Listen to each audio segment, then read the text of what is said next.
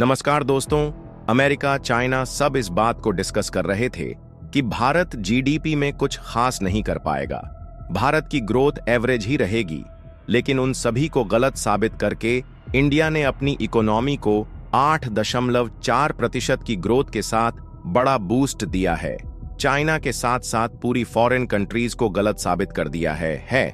और साथ ही इटली की पीएम जॉर्जिया मेलोनी ने भी भारत का जीडीपी ग्रोथ रेट को लेकर पीएम मोदी को बधाई दी है।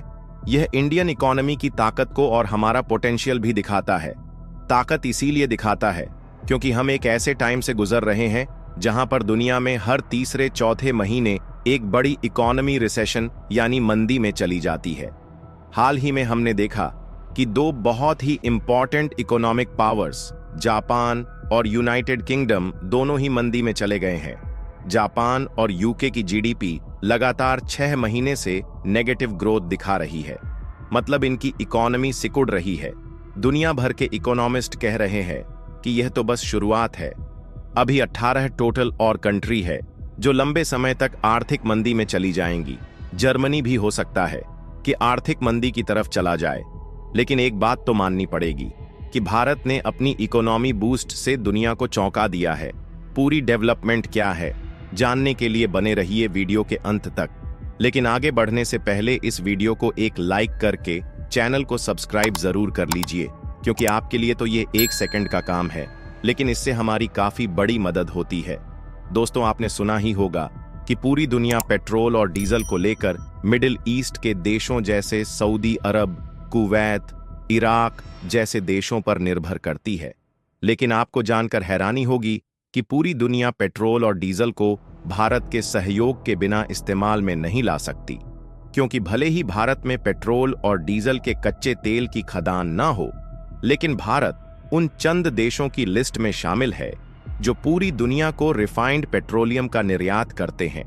यानी कि आपके पास भले ही कितना कच्चा तेल हो, आप उनका तब तक इस्तेमाल नहीं कर सकते जब तक कि वह पूरी तरह से रिफाइंड यानी कि साफ ना हो जाए। इसीलिए भारत से निर्यात किए जाने वाले इस रिफाइंड पेट्रोलियम से ही दुनिया में कई देश पेट्रोल और डीजल का इस्तेमाल कर पाते हैं। बता दें कि रिफाइंड पेट्रोलियम को एक्सपोर्ट करने की लिस्ट में भारत 10वें नंबर पर आता है। और भारत जिन देशों को रिफाइंड पेट्रोलियम एक्सपोर्ट करता है वह कोई छोटे देश नहीं है, बल्कि अमेरिका, ब्रिटेन, ऑस्ट्रेलिया जैसे बड़े देश हैं।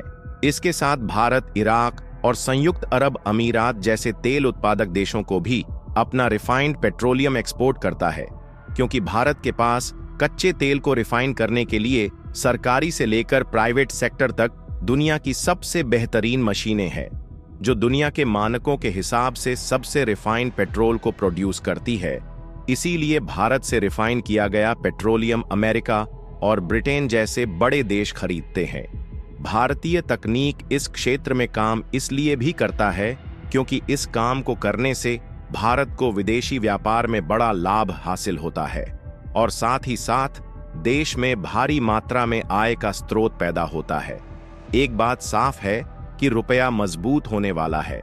बहुत ही जल्द आपको 80 पर डॉलर के हिसाब से दिखेगा और उसके बाद कोई बड़ी बात नहीं है, यह और भी स्ट्रॉन्ग होता जाए, क्योंकि इंटरनेशनल मार्केट में भारत जितना एक्सपोर्ट करेगा रुपए की डिमांड उतनी ही बढ़ती जाएगी। बेटर ट्रेड एग्रीमेंट पर भारत ने बहुत से देशों के साथ फ्री ट्रेड एग्रीमेंट साइन किया है और यूके, यूरोपियन यूनियन, कनाडा और इजराइल के साथ भी भारत फ्री ट्रेड एग्रीमेंट साइन करने वाला है। इससे आराम से भारत का टोटल एक्सपोर्ट $1 ट्रिलियन तक पहुंच जाएगा। हाल ही में जापान को पीछे छोड़कर भारत दुनिया की चौथी बड़ी अर्थव्यवस्था बना है। आपके विचार में क्या भारत 2030 तक दुनिया की दूसरी अर्थव्यवस्था बन सकता है? कमेंट करके जरूर बताएं। दोस्तों, आज की वीडियो में इतना ही। अगर वीडियो पसंद आई हो तो एक लाइक करके चैनल को सब्सक्राइब जरूर कर लीजिए।